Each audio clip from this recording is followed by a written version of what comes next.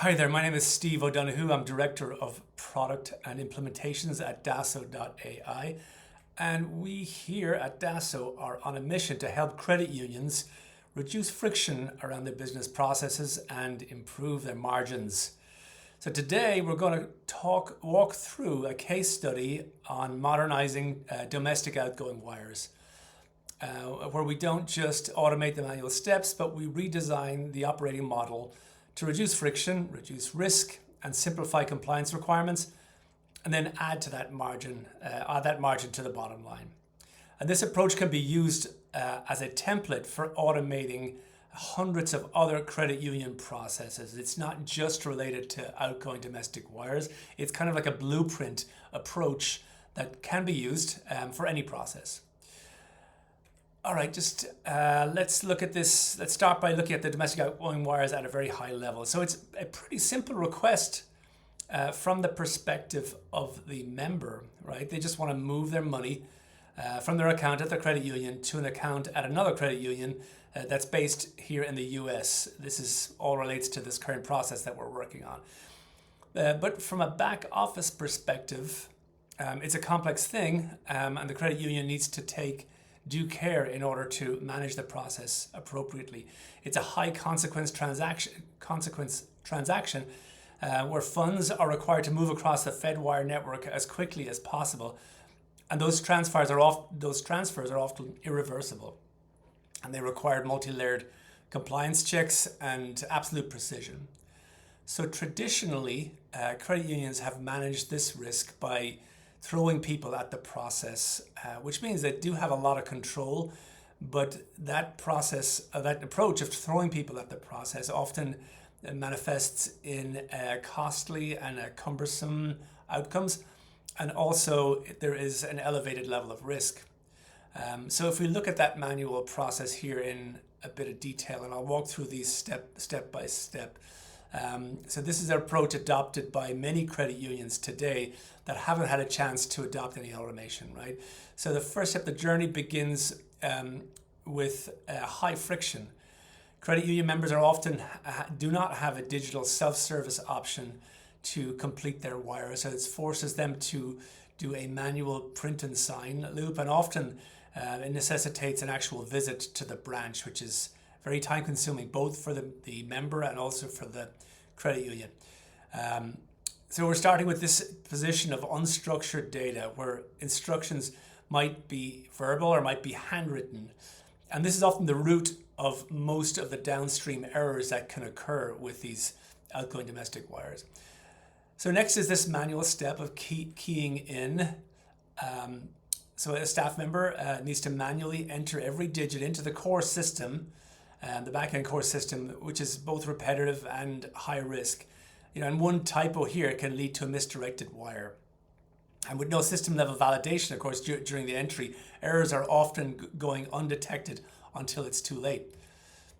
And then we move into the fragmented handoff, right? Here's where documents are flying through emails and being manually uploaded to imaging systems. The staff has to act as a human router, matching those emails to the core entries. And this siloed approach kills the transparency that's necessary for good compliance and makes it impossible to track service levels in real time. And then when we get to the verifier, and compliance is handled through like manual checklists, manual reviewing of OFAC, and accounts are flagged, like basically looked and investigated line by line. And this 3-person chain with the branch rep, the wire builder, and then the verifier means that it's very costly from a labor perspective, and those costs grow with volume.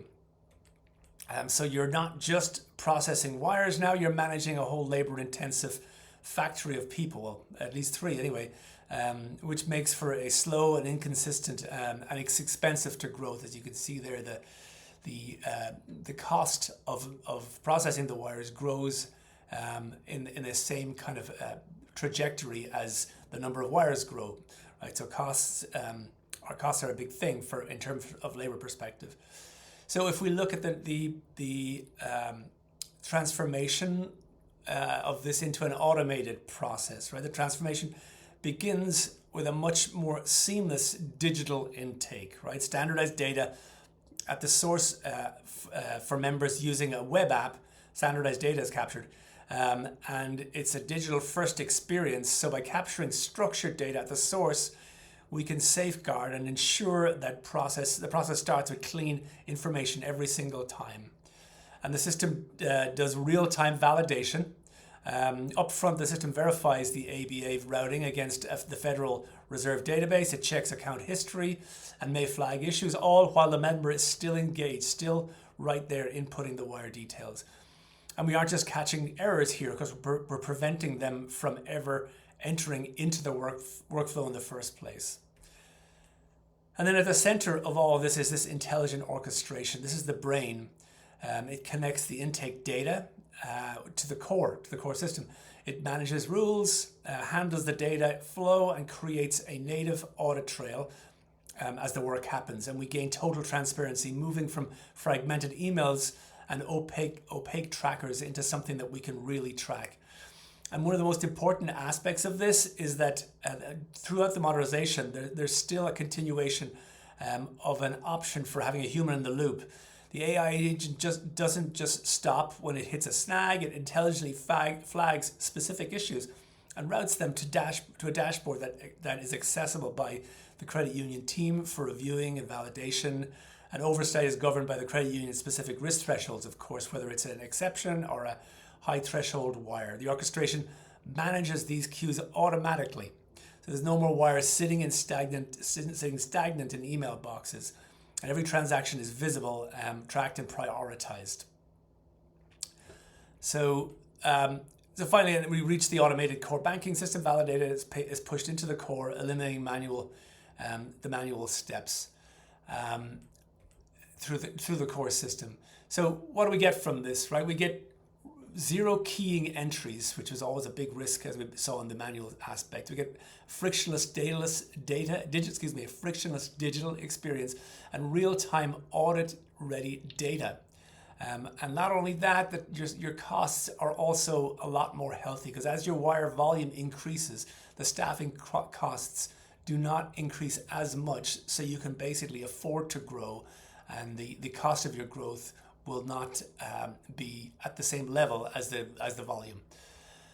So when we look at all of this, the important takeaway is that this is a repeatable blueprint. It's a template of sorts. The same intelligent orchestration that we've applied to the outgoing domestic wires today can be extended to other use cases, such as disputes or fraud reviews, or things like loan onboarding, and hundreds of other processes that the credit unions need to conduct and operate through the back office. So at DASO, we have the expertise and to understand your tribal knowledge, because it's often different for every single credit union. There's different nuances, and the technology. We also have the technology to turn it into an automated reality. We've built over 250 processes for multiple credit unions across the United States.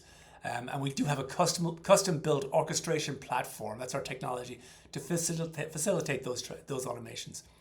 So if you'd like to contact us, we'd love to hear from you. You can reach out at pilot.discovery@daso.ai, or visit us, stop by our website.